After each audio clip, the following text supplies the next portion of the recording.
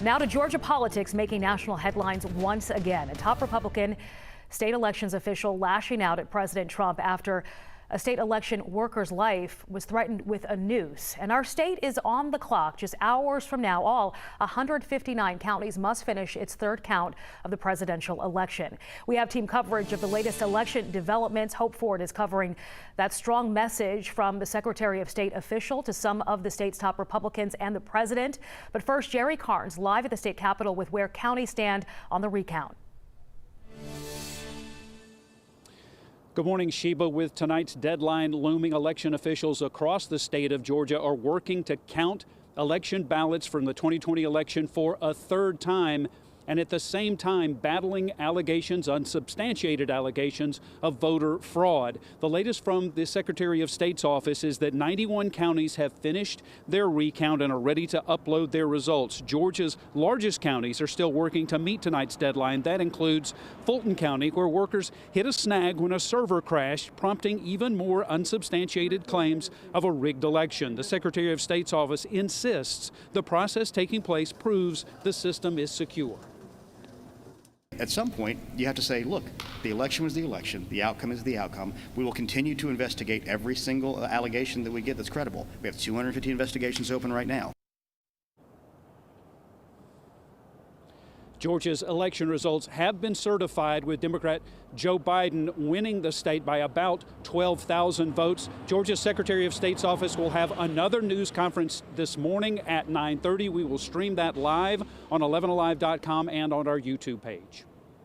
I'm Hope Ford. A Georgia Secretary of State official calling out President Trump and Senators David Perdue and Kelly Loeffler. What you don't have the ability to do, and you need to step up and say this, is stop inspiring people to commit potential acts of violence. Someone's going to get hurt, someone's going to get shot, someone's going to get killed. Gabriel Sterling says a 20-year-old employee is receiving death threats for simply doing his job. Sterling asked Trump to, quote, stop inspiring people to commit potential acts of violence. He also called out Senators Perdue and Loeffler. Both senators have since responded, condemning threats, and several other elected officials jumped into the conversation after his remarks went viral on social media. Secretary of State Brad Raffensperger is calling for Spalding County's elections director to resign, claiming serious mismanagement issues and poor decision making.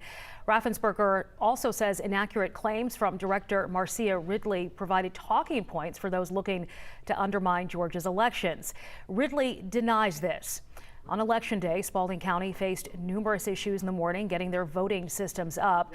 Raffensperger says Ridley told workers to use provisional ballots instead of emergency ballots, possibly violating state law. Now, Spalding will hold an emergency elections board meeting today to discuss this issue.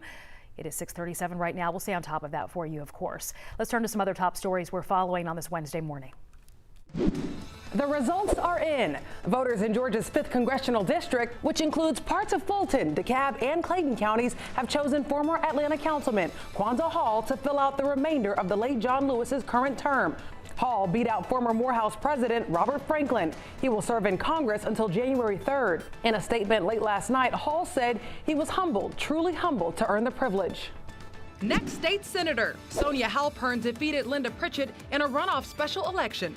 Halpern won 80% of the nearly 5,500 votes cast, according to the unofficial count posted by Secretary of State's office. She replaces outgoing state senator Nakima Williams. Williams was elected to the U.S. Congress to represent Georgia's 5th district.